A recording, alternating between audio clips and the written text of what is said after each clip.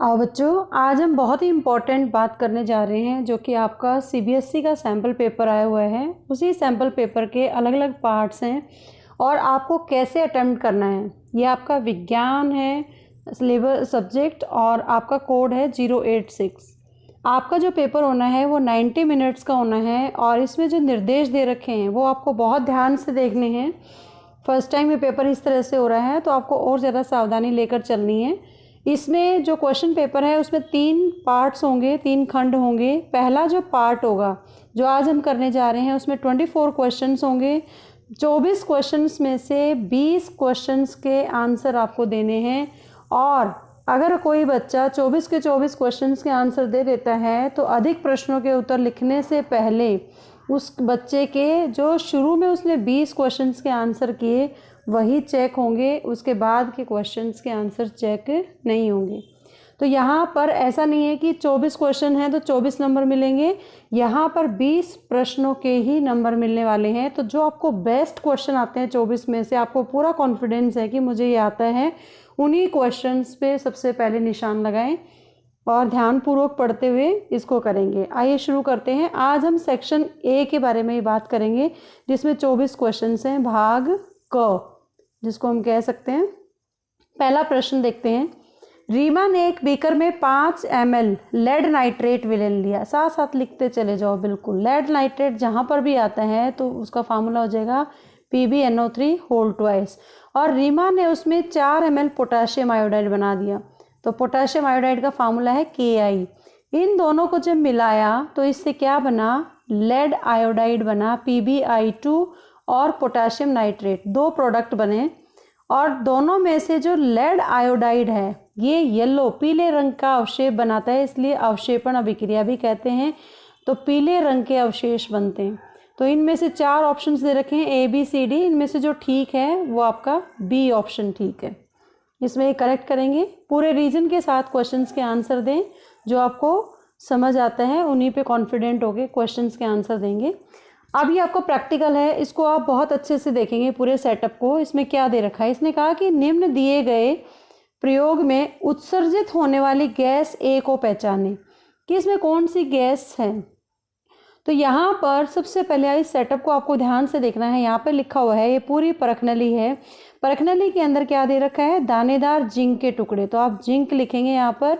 Zinc में क्या डाला हुआ है? तनु सल्फ्यूरिक अम्ल। सल्फ्यूरिक अम्ल का फार्मूला होता है H2SO4।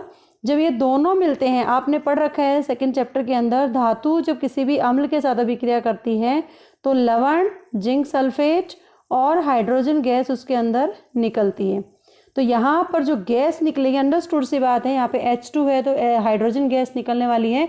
और हाइड्रोजन गैस की पहचान, उसको और ज़्यादा कंफर्म अगर आपको करना है, उसके लिए आपको क्या करना पड़ेगा? आप ये सेटअप में पूरा ये देखें कि जो ये गैस इस पाइप से पास हो रही है, इसमें जो बबल्स आ रहे हैं, तो यहाँ पर एक जलती हुई मोमबत्ती लिखा हुआ है सामने कि जलती हुई मोमबत्ती इन बबल्स के पास लेके आएंगे तो ये फट फट की ध्वनि के साथ उत्पन्न होती है और इससे पता चलता है कि उसके अंदर हाइड्रोजन गैस है वो रिलीज हुई। तो इनमें ऑप्शन कौन सा होगा? B option is the correct answer. Now the question 3। Question 3 का पूरा सेटअप आपको ढंग से पढ़ना है, देखना है, इसको ऑब्जर्व करना है। और क्वेश्चन 3 के अंदर क्या दे रखा है कि धातु जब भी किसी सांद्र अम्ल के साथ अभिक्रिया करती है तो लवण और गैस बनाती है। ये इसको पूरा बार चार्ट की बजाय आप सिंपल इक्वेशन में भी लिख सकते हो कि कोई भी धातु, या आपकी अभिक्रियाशील श्रेणी में भी हमने किया था, धातु कोई भी सांद्र अम्ल के साथ जैसे HCl के साथ हैं तो उन्होंने कहा कि ये लवण बना देती है, धातु लवण बना देता है और साथ में इसमें गैस रिलीज होती है। क्या ये पॉसिबल है या नहीं है? जैसे हमने सेकंड क्वेश्चन में भी किया कि जिंक के ग्रैनुअल्स थे, उसमें H2SO4 डाला, सेम सिचुएशन यहाँ पर है। अब धातु कौन सी होनी चाहिए? ये हाइड्रोजन भी उसमें रिएक्टिविटी सीरीज में आता है। तो इसके अंदर आपके जो ऑप्शंस आते हैं, हाइड्रोजन से ऊपर वाली धातु सारी होंगी, जैसे potassium, sodium, magnesium, calcium, magnesium, calcium से पहले एल्यूमिनियम,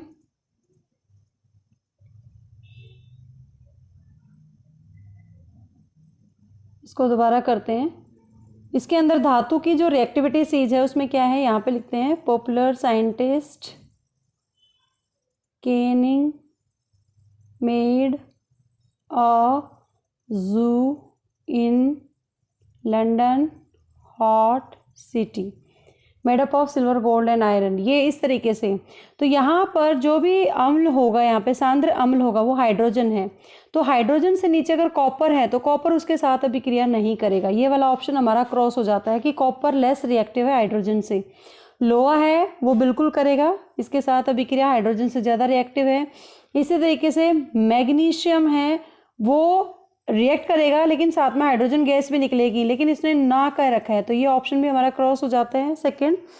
उसके बाद आता है जिंक, कि जिंक धातु रिएक्ट करेगी HCl के साथ, जैसे जिंक प्लस HCl, तो यहाँ पे आ जाता है zinc chloride plus hydrogen gas. Procedure वही रहेगा कि कोई भी धातु किसी अम्ल के साथ अभिक्रिया करती है तो वो धातु लवण बनाती है, साथ में हाइड्रोजन गैस रिलीज होती है। लेकिन भाई इस बात का ध्यान रखना है कि जो भी अम्ल हमने लिया उससे ज़्यादा रिएक्टिव ये धातु होनी चाहिए, तभी इसमें विस्थापन अभिक्रिया होगी।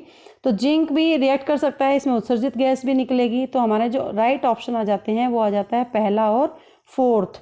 इसका मतलब इनमें जो नीचे दे रखा है इनमें से हमें अब छांटना है। जैसे पहला और तीसरा है, ये नहीं है हमारा, फर्स्ट और फोर्थ ये भी नहीं है, तो इसका जो राइट आंसर है वो है डी ऑप्शन, ये भी नहीं है, तो D is the correct option.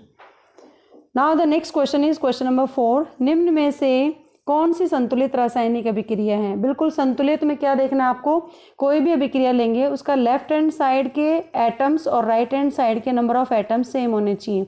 जैसे अगर मैं इसी को ले लूँ बी को, बी हमारा राइट आंसर है।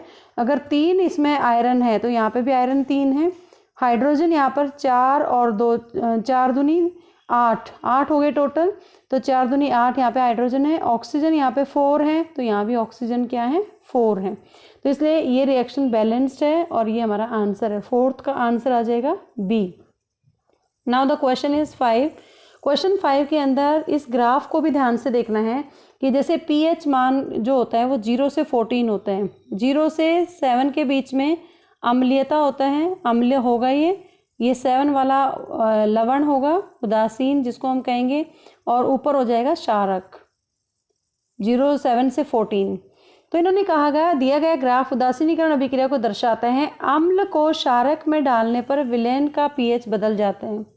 मतलब अम्ल में अगर क्षारक की मात्रा ज़्यादा डाली जाए, इसमें यहाँ पर करेक्शन करना है कि एक्सेस ऑफ एसिड, अम्ल को यहाँ पर ज़्यादा मात्रा में अम्ल को क्षारक में डालने पर विलयन का pH बदल जाता है। इसका मतलब अम्ल और क्षारक जब अभिक्रिया करेंगे तो उसके अंदर अम्ल अगर ज़्यादा हुआ और क्षारक वीक है तो जो लवण बनेगा, जैसे अगर हम कोई भी न्यूट्रलाइजेशन या उदासीनीकरण अभिक्रिया पढ़ते हैं, अम्ल जमा क्षारक क्या बनाता है ये सिंपल उदासीनीकरण अभिक्रिया में लवण जमा जल।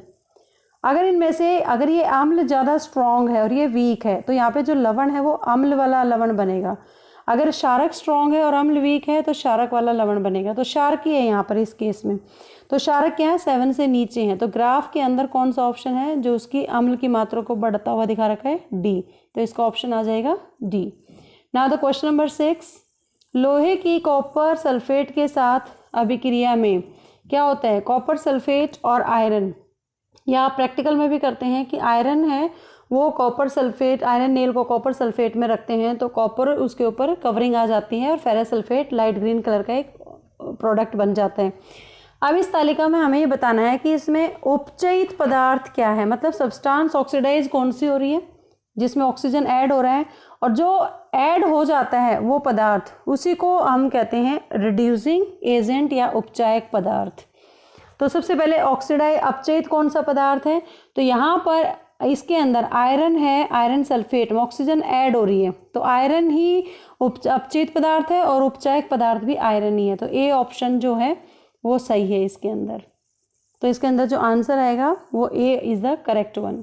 Now the question number 7। In the question number 7 copper और ऑक्सीजन के बीच की अभिक्रिया कहलाती है। सिंपल सी बात है कि जब भी दो अभिकारक आपस में जुड़ते हैं तो वो कॉपर ऑक्साइड बना देगा ब्लैक कलर का, और इस अभिक्रिया को संयोजन अभिक्रिया कहते हैं। C option is the correct one. Question number 8। निम्न विकल्पों में से कौन सा विकल्प कैल्शियम कार्बोनेट के मूल अम्ल और क्षारक को दर्शाता है। मतलब इन्होंने लवण दे दिया, हमें पहचानना है इसमें मूल अम्ल और क्षारक किससे बना। तो कैल्शियम कार्बोनेट का फार्मूला पता होना चाहिए, CaCO3।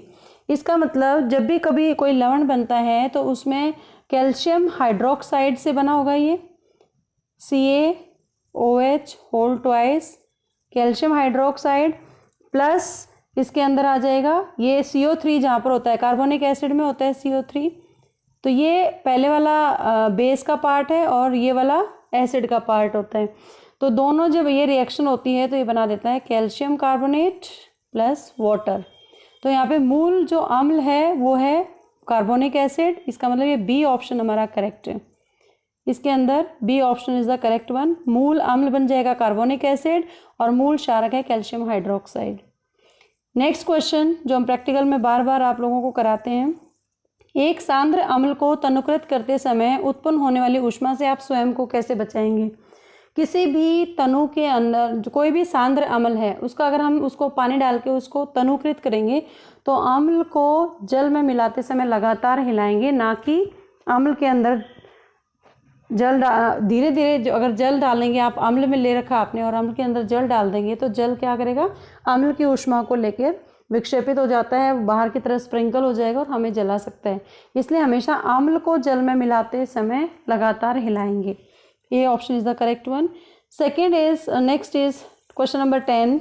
In the question number 10 एक कांकालिक रासायनिक अभिक्रिया को संतुलित करना आवश्यक क्यों है।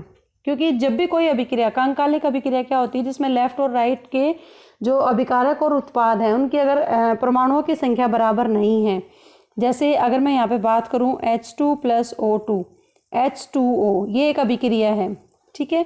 इसमें हाइड्रोजन 2 है, यहाँ पे 2 है, यहाँ पर ऑक्सीजन 2 है, यहाँ पे 1 है, तो ये कांकालिक है।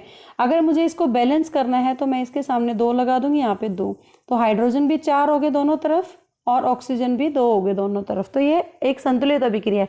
तो यहाँ पे हमने उसके द्रव्यमान संरक्षण के नियम को सत्यापित किया कि द्रव्यमान, जैसे एक तराजू के अंदर लेफ्ट और राइट पलड़े के अंदर एक जैसे सामान रखते हैं तो वो बैलेंस हो जाता है, उसकी सुई हिलती नहीं है। तो इसी तरीके से किसी भी कांकालिक अभिक्रिया को अगर हमें संतुलित करना है तो उसके द्रव्यमान संरक्षण के नियम को सत्यापित करने के लिए किया जाता है। क्वेश्चन नंबर 11, मानव श्वसन तंत्र में के चित्र में दिया गया है, मानव श्वसन तंत्र का चित्र दे रखा है, इसको अध्ययन करना है और विकल्पों में से सही गुण को छांटना है कि कौन सा इसमें सही है। तो जो ऑप्शन है हमारा वो है, इसमें सबसे पहले फर्स्ट श्वास नली, दूसरा पसलियाँ, तीसरा कुपिका, थर्ड जो है वो कुपिकाएँ हैं। कुपिका क्या है थर्ड वाला, ये पतली भित्ति वाले गुब्बारे जैसी संरचना जो गैसों का आदान प्रदान करती हैं, तो ये इसके अंदर है। तो ये फर्स्ट जो हमारा सही ऑप्शन है इसके अंदर अगर हम देखें तो third option is the correct one. तो ये इस तरीके से आपको चूज़ करना है। इसमें डायग्राम को देख के, डायग्राम बेस आपके 6 चैप्टर से बहुत सारे क्वेश्चंस आ सकते हैं। उसके बाद आता है क्वेश्चन नंबर 12। हमें कुछ विकल्प दे रखे हैं, इनको चयन करना है कि पहला क्या है, दूसरा और तीसरा। एंजाइम किस किस एंजाइम को दर्शाता है, तो हमें पता होना चाहिए कि हमारे मुंह के अंदर जो लार होती है उसमें कौन सा एंजाइम है। तो ये सबसे पहला जो ये फर्स्ट दिखा रखा है, ये मुंह का दिखा रखा है, लार है। लार ग्रंथि के अंदर जो एंजाइम होता है वो होता है अमाइलेज, ये वाला करेक्ट ऑप्शन हमारा फर्स्ट अमाइलेज। दूसरा दिखा रखा है स्टमक, पेट है। अग्नाशय है, तो नॉट अग्नाशय, अमाशय है। अमाशय के अंदर जो 3 तरह के जूसेस हैं, एक तरह से पैप्सिन है, HCl है, श्लेष्मा है। तो जो पैप्सिन एंजाइम है वो प्रोटीन को सिंथेसाइज करने में हेल्प करता है, उसको एब्जॉर्व करने में हेल्प करता है। और तीसरा दिखा रखा है स्मॉल इंटेस्टाइन, जो कि लिंक है पेनक्रियास से, अग्नाशय से, क्योंकि अग्नाशय के अंदर ट्रिप्सिन उत्पन्न होता है और वहीं से वो छोटी आंत में चला जाता है जहाँ पे भोजन का पूरा पाचन होता है। तो B is the correct option. Now the question number 13। रंध्रों का खुलना और बंद होना निर्भर करता है। पौधों में होते हैं रंध्र, और वो किसके ऊपर डिपेंड करता है, रंध्र हमेशा द्वार कोशिकाओं के जल स्तर पर निर्भर करते हैं कि वो बंद हो रहे हैं या खुल रहे हैं। तो क्योंकि रंध्र का काम है या तो जल का आदान प्रदान करना है या गैसों का आदान प्रदान करना, तो यहाँ पे जल स्तर पर डिपेंड करेगा। Question number 14। इन क्वेश्चन नंबर 4 नीचे दिए गए भाग में चित्र 1 से 4, 1, 2, 3 और 4 ये चीज़ें दिखा रखी हैं। रक्त संचरण के एक ढांचागत योजना दर्शाते हैं। हमें सही नामांकन और कार्य को चुनना है कि फर्स्ट है क्या, फर्स्ट वाली चीज़ है क्या। इसमें सबसे पहली जो फर्स्ट है ये फुफ्फुस शिराएं नहीं है। इसके अंदर ये फुफ्फुस शिराएं जो शरीर के भागों से अशुद्ध रक्त को लेके जाती हैं। फुफ्फुस धमनियाँ, आर्टरीज क्या करती हैं, फेफड़ों से हृदय तक रक्त को लाती हैं। महाधमनी मतलब किसका इसमें सबसे ज़्यादा अच्छे से रिप्रेजेंट कर रखा है, उसका कार्य क्या है। तो इसमें जो वीना कावा होती है, जो महाशिरा होती है, थर्ड ये fourth option, this is the Veena कावा। जो वीना कावा है ये आयोटा है, सेकंड वाला फुफ्फुस धमनी नहीं है इसमें, ये आयोटा है। महाधमनी है ये। पहले वाला फुफ्फुस वीन्स हैं, शिराएं हैं, और ये थर्ड वाला फिर फुफ्फुस धमनियां हैं, आर्टरीज हैं। तो ये ऑप्शन करेक्ट है हमारा कि जो वीना कावा है वो शरीर, ये सारी कैपिलरीज हमारी बॉडी कैपिलरीज होती हैं, और ये हमारे लंग्स की कैपिलरीज होती हैं, फेफड़ों की होती हैं। तो ये जो है बॉडी पार्ट से, ये कहा ना शरीर के भागों से दाएं अलिंद में लेके जाते हैं। ये ऊपर वाला जो हिस्सा होता है दाएं अलिंद है, ये निलय होता है। ये बायां अलिंद, बायां निलय, इस तरह से रिप्रेजेंट होता है। तो हमारा फोर्थ ऑप्शन है करेक्ट इसके अंदर। नेक्स्ट क्वेश्चन नंबर 15, हृदय के दिए गए चित्र में रक्त के संचरण के चक्र को पहचानना है। 3 कोष्ठकों के संकुचन को दर्शा रहा है इसमें। तो 3 में से कौन सा हमारा ठीक है 15th क्वेश्चन। तो इसमें जो ठीक वाला है वो है बी पार्ट, कि रक्त पहले ऑक्सीकरण के लिए फेफड़ों तक जाता है, फिर अन्य भागों में पंपित होता है। बिल्कुल सही कहा, क्योंकि फेफड़ों में ही सारा का सारा रक्त है, ऑक्सीजन लेकर फिर दूसरे भागों में पहुंच जाता है। तो यहाँ से इस तरह से कॉन्ट्रैक्ट होके देन अलग अलग अंगों तक पंपित किया जाता है, फिर वो अशुद्ध हो जाता है, फिर फेफड़ों में साफ होने के लिए दोबारा पहुंच जाता है। क्वेश्चन नंबर 16, मानव पाचन तंत्र दे रखे हैं। मानव पाचन तंत्र को अच्छे से दर्शाया गया है। इसको हमें देखना है कि कौन सा ऑप्शन ठीक है। हमें कॉलम ए और बी को मिलाना है सबसे पहले। तो कॉलम ए और बी को मिलाना है इनके कार्यों के आधार पर। तो सबसे पहले चित्र को देख के ध्यान से, जो फर्स्ट है, फर्स्ट हमारा है कि इसकी लंबाई जीव द्वारा खाए जाने वाले भोजन पर निर्भर करती है। फर्स्ट, तो इसके अंदर फर्स्ट हमारा मंड के पाचन का प्रारंभिक चरण है। फर्स्ट जो दिखा रखा है पिक्चर के अंदर, ये माउथ के अंदर डाइजेशन स्टार्ट हो रखा है, जो स्टार्च को सिंपल ग्लूकोज में, जहाँ से पाचन शुरू होता है, दांत भोजन को काटते हैं, फिर सलाइवा सिक्रेट होती है। तो फर्स्ट सेकंड के साथ कनेक्ट होगा। उसके बाद जो सेकंड है उसका काम क्या है, ये यकृत दिखा रखा है। सेकंड यकृत का काम है, ये क्या करता है, जो लाइपेज एंजाइम्स हैं उनके एक्शंस को बढ़ा देता है। तो सेकंड है वो सी के साथ कनेक्टेड होगा।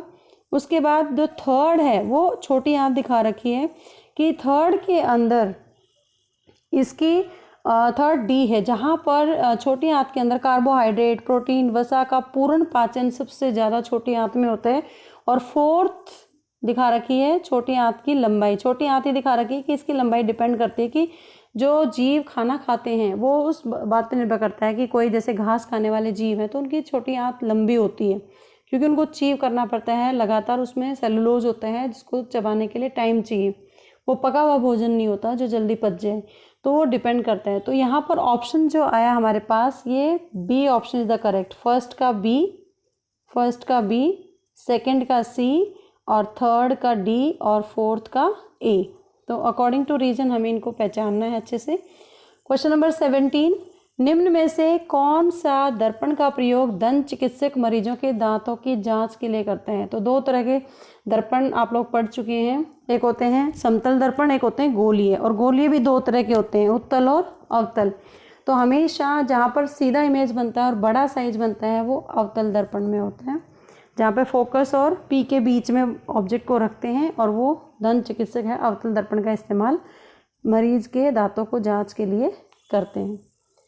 नेक्स्ट आता है क्वेश्चन नंबर 18। क्वेश्चन नंबर 18 के अंदर अगर आप ध्यान से देखेंगे, इसमें रे डायग्राम दिखा रखे हैं जो आपके 10वें अध्याय में है।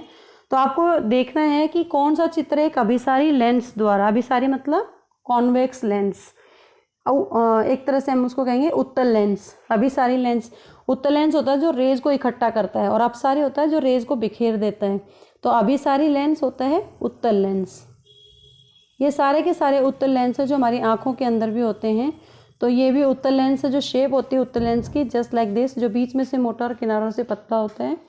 तो इसमें ये चीज़ ध्यान रखनी है आपको, डबल फोकस लेंथ है, मतलब अगर फोकस पर वस्तु है तो इमेज जो है वो एफ है, मतलब एफ यहाँ होना चाहिए और ये सेंटर है एक तरह, और सेंटर में से रे कभी भी पास नहीं करती, करेगी तो वो सेंटर, ये बिल्कुल रॉन्ग डायग्राम हुआ। उसके बाद यहाँ पर भी 2F है, अगर ये F है तो ये सेंटर है, यहाँ सेंटर से डायरेक्ट रे पास हो रही है जो कि पॉसिबल नहीं है। उसमें भी फोकस में अगर ये पैरेलल कोई रे आती है तो फोकस में से पास होती है, ना कि सेंटर में से। यहाँ पे भी सेम केस है, तो ये भी रॉन्ग डायग्राम है। उसके बाद आता है हमारा नेक्स्ट डायग्राम, जब रे पैरेलल आती है, ये फोकस दूरी है, मतलब ये F है, तो यहाँ फोकस में से पास हो रही है, बिल्कुल ठीक, और ऑप्टिकल सेंटर में से पास हो रही है, तो ये बिल्कुल राइट ऑप्शन है, तो C is the correct option. Similarly ये फोकस है, अगर कोई रे पैरेलल आती है तो रूल क्या कहता है, फोकस में से पास करेगी। अगर कोई रे ऐसे वर्टिकली फोकस, ये नहीं पता यहाँ कहाँ से आ रही है, तो ये अगर ये फोकस में से भी आ रही है तो ये पैरेलल जानी चाहिए, ना कि ऐसे जानी चाहिए, तो ये भी रॉन्ग है। तो हमारा करेक्ट ऑप्शन कौन सा है, सी इज़ द करेक्ट ऑप्शन। आपको ध्यान से देखना है, साइन कन्वेंशंस या रूल इमेज फॉर्मेशन के सारे लगाने हैं इसमें। क्वेश्चन नंबर 19, निम्न में से कौन से ऐसे स्रोत से उस पर आपतित प्रकाश की प्रकिरणों को परावर्तित कर समानांतर भेज देते हैं। तो समानांतर किस में भेजता है, या तो अवतल दर्पण के अंदर या उत्तल दर्पण में। जैसे अगर कोई रे पैरेलल आती है तो वो फोकस में से पास करती है, अगर फोकस में से जा रही है तो वो पैरेलल आ जाती है। तो समानांतर या तो अवतल दर्पण करता है या उत्तल लेंस करता है। क्वेश्चन नंबर 20, 3 अपवर्तनांक दे रखे हैं, जैसे कांच है उसका अपवर्तनांक है 1.52, वायु का है 1.003 और जल का है 1.333। इनके आधार पर हमें बताना है कि प्रकाश की गति को अवरोही क्रम में व्यवस्थित करना है। अवरोही, आरोही होता है बढ़ता हुआ, अवरोही मतलब घटता हुआ, पहले सबसे ज़्यादा जिसकी स्पीड है जिस भी माध्यम के अंदर, फिर उसके बाद कम, फिर उसके बाद कम, इस तरीके से अरेंज करना है। तो हमारा ऑप्शन सी ऑप्शन ठीक है। क्यों है ठीक, क्योंकि इसमें जो जिसका ज़्यादा अपवर्तनांक, चाहे कांच है, वायु है, जल है, इसमें सबसे ज़्यादा अपवर्तनांक कांच का है, तो स्पीड ऑफ लाइट कांच में सबसे कम होगी, तो कांच में सबसे कम है। उसके बाद जल में ज़्यादा है, तो जल ग्रेटर हो गया कांच से, और वायु में सबसे ज़्यादा है, तो वायु में गति ग्रेटर है जल से ज़्यादा है कांच में, तो इसको हमने अवरोही क्रम में रख दिया। उसके बाद आता है क्वेश्चन नंबर 21, यदि लाल और बैंगनी वर्ण के प्रकाश की किरणें वायु से होकर एक प्रिज्म पर समान कोणों पर आपतित होती हैं और अपवर्तन कोण R और V बनाती हैं, तो निम्न में से सही कथन का चयन कीजिए।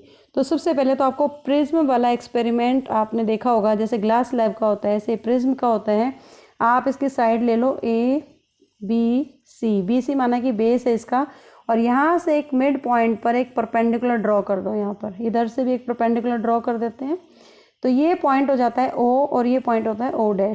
अगर कोई रे आती गिरती इसके ऊपर, तो रूल क्या कहता है कि एयर से ग्लास में रेयर टू डेंसर मीडियम में कोई जाती है, विरल से सघन माध्यम में जाएगी, तो वो सीधा जाने की बता बेंड टुवर्ड्स द नॉर्मल, ऐसे बेंड हो जाती है, तो 7 रेज आ जाती हैं इसमें इस तरह से। जो लाल वाली माना कि ये रेड है और ये क्या है, वॉयलेट है, नीचे वाली जो वायलेट वाली ज़्यादा बेंड होगी और रेड वाली कम होगी बेंड, क्योंकि रेड की वेवलेंथ ज़्यादा है। तो हमेशा जो विबग्योर बनता है, जब ऐसे 7 रेज आती हैं तो 7 रेज के अंदर ये वॉयलेट, इंडिको, ब्लू, ग्रीन, येलो, ऑरेंज और रेड, ये विबग्योर बनता है ऐसे। अगर मैं इस परपेंडिकुलर के थ्रू देखूँ, रेड और इसके अंदर एंगल कम है, रेड और वायलेट का एंगल क्या है, ज़्यादा है, डेविएशन ज़्यादा है। इसी तरीके से जो रेड कलर की एंगल ऑफ रिफ्रैक्शन या अपवर्तित कोण, जो लाल रंग का अपवर्तित कोण है वो कम होगा और वॉयलेट का ज़्यादा होगा, तो हमारा डी ऑप्शन ठीक होगा इसमें। This is the correct answer. Now the question number 22, अवतल दर्पण दे रखा है। अवतल दर्पण का मतलब क्या है, इसमें अच्छे से आपको पता होना चाहिए कि अंदर वाला हिस्सा प्रकाशित है, परावर्तन हो रहा है, और ये बाहर की तरफ पॉलिश है। इन्होंने कहा कि ध्यान से देखेंगे और सही कथन का चयन करेंगे, जिसमें आरेख में एक जो छोटा बॉक्स, आप अगर ध्यान से देखें तो इसमें एक बॉक्स दिख रहा है, ये जैसे ग्राफ में होता है 1 सेंटीमीटर के बराबर है। अगर मैं फोकस और इस P के बीच में देखें तो आपको ग्राफ के अंदर F और P के बीच में 3 बॉक्स दिखाई देंगे आपको, 1, 2 और 3। इसका मतलब F और P के बीच की दूरी कितनी होगी, 3 सेंटीमीटर। 3 बॉक्स हैं एफ और पी के बीच में, तो इसकी दूरी होगी 3 सेंटीमीटर। और आपको पता है फोकस दूरी और जो त्रिज्या है सेंटर तक, वक्रता केंद्र तक की दूरी वो डबल होती है रेडियस। तो ये टोटल यहाँ से यहाँ तक हो जाएगी 6 सेंटीमीटर। तो इसका मतलब यहाँ पर अगर हम इस चीज़ को देखेंगे तो हमारा जो ऑप्शन है इसमें पूछा है, एक तो दर्पण की फोकस दूरी ये -3 सेंटीमीटर है। माइनस क्यों है? क्योंकि ये लेफ्ट हैंड साइड है और ये राइट हैंड साइड। इमेज हमेशा लेफ्ट में बन रहा है, वहीं ऑब्जेक्ट रखी हुई है, वहीं इमेज है। तो सारी वैल्यूज़ जैसे हम कार्टेशियन कोऑर्डिनेट पढ़ते हैं मैथ्स के अंदर, ये एक्स एक्सिस ये वाई एक्सिस, ऊपर वाली सारी पॉजिटिव वैल्यूज़ होती हैं, नीचे नेगेटिव, फिर इधर पॉजिटिव और लेफ्ट में सारी नेगेटिव होती हैं, इंटीजर्स जैसे आप पढ़ते हैं। तो यहाँ पर लेफ्ट साइड में जितने भी होंगे तो साइन कन्वेंशन लग जाती है कि यू की जो फोकल लेंथ है एफ है वो -3 सेंटीमीटर है। तो हमारा ये कंफर्म हो गया, ये इसमें भी है। लेकिन नेक्स्ट पॉइंट आता है आवर्धन। आवर्धन क्या होता है? ये दर्पण है और दर्पण में आवर्धन m होता है -v/u। तो यहाँ पर माइनस और v जो वैल्यू है, v मतलब इमेज कहाँ पर बना, सीधी सी बात है, अगर कोई ऑब्जेक्ट c पर है तो इमेज भी c पर ही बनेगा। तो मतलब 6 सेंटीमीटर हो गया, तो -6 सेंटीमीटर v वैल्यू और u वैल्यू भी -6 बिकॉज लेफ्ट साइड में सारी रीडिंग। तो माइनस से माइनस कट 1, तो यहाँ पर आ जाएगा -1, आवर्धन आया -1। इसका मतलब हमारा जो ऑप्शन है वो बी ऑप्शन करेक्ट है कि फोकल दूरी -3 सेंटीमीटर है और आवर्धन का प्रतिबिंब जहाँ पर बना प्रतिबिंब बना उसका आवर्धन है -1। Next question is question number 23। एक कांच की ग्लास स्लैब दे रखी है। आप जो लैब में पढ़ते हो वो आयताकार होती है, उसमें रे गिरेंगी, उसमें इसमें डिफरेंस है। ये जो कांच की ग्लास दी है सेमी सर्कल दिया, इसको गोलार्ध कांच की ग्लास दे दिया। और जब भी कोई गोलीय चीज़ होती है तो गोल चीज़ के अंदर, जैसे अगर मैं एक सर्कल बनाते हैं यहाँ पर और कोई भी रे गिरती है किसी भी एंगल से, तो वो टेंजेंट बनाती हुई गिरती है, वो सीधी चली जाएगी क्योंकि परपेंडिकुलर है वो, उसमें किसी भी तरह का कोई रिफ्रैक्शन नहीं होगा। तो यहाँ पर भी सेम प्रोसीजर हुआ कि ये जो वायु है यहाँ से वायु में से एक रे एंटर किया, अगर हम इस पर एक टेंजेंट ड्रॉ करते हैं तो ये खुद एक परपेंडिकुलर बना रही है और यहाँ जाके ये रिफ्रैक्ट हो जाती है वायु के अंदर अवे फ्रॉम द नॉर्मल, क्योंकि कांच से वायु जा रही है तो स्पीड ऑफ लाइट कम हो जाती है। तो इन्होंने कहा कि कांच के स्लैब बिंदु ओ पर, ये वाला बिंदु ओ पर हवा से कांच तक आपतन कोण क्या है? आपतन वो होता है जिस एंगल से वो गिरी, तो वो आपतन कोण होगा 0 डिग्री, क्योंकि ये टेंजेंट बना रही है। जितने भी सेमी सर्कल्स होते हैं वो हमेशा टेंजेंट बनाएंगे, चाहे वो किसी भी लाइन पे हो, कहीं पर भी हो, वो टेंजेंट बना रहे हैं। उसके आगे अगर लाइट जाती है तो वो 0 एंगल से पास होगी। क्वेश्चन नंबर 24 बहुत ही ऑब्जर्वेटरी क्वेश्चन है ये। एक प्रिज्म दे रखा है ABC और BC सब में आधार है ये BC है, कोई उल्टा दे रखा है, कोई सीधा, कोई टेढ़ा, लेकिन आपको ध्यान रखना है कि प्रोसीजर सेम होना चाहिए।